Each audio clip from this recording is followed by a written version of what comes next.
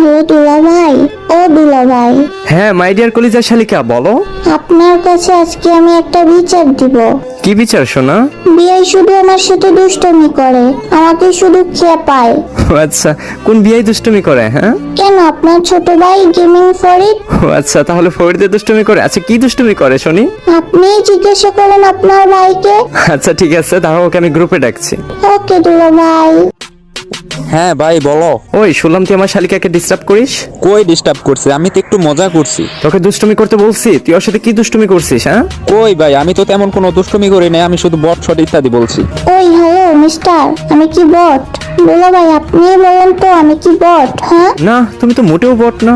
আপনি হচ্ছেন বটলি, বট হতে যাবেন কেন? এই যে দুলা ভাই দেখছেন, আপনার সামনেই আবার আমাকে বটলি বললো। এই ফরিদ, তুই কি থামবি নাকি থাপ্পড় খাবি?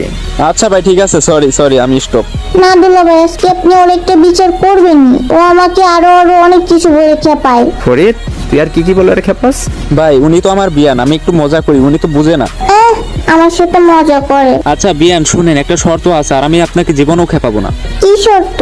আপনি যদি আমার সাথে কাস্টম খেলে জিততে পারেন, আমি আপনাকে জীবনও খেপাবো না, কোনোদিনই খেপাবো না।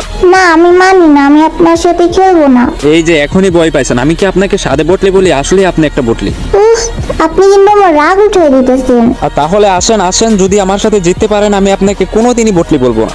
আচ্ছা আমি আপনার সাথে কাস্টম খেলবো। দুলা ভাই আপনি কিন্তু সাক্ষী, আজকে আপনার ভাইরে যে কি করবো।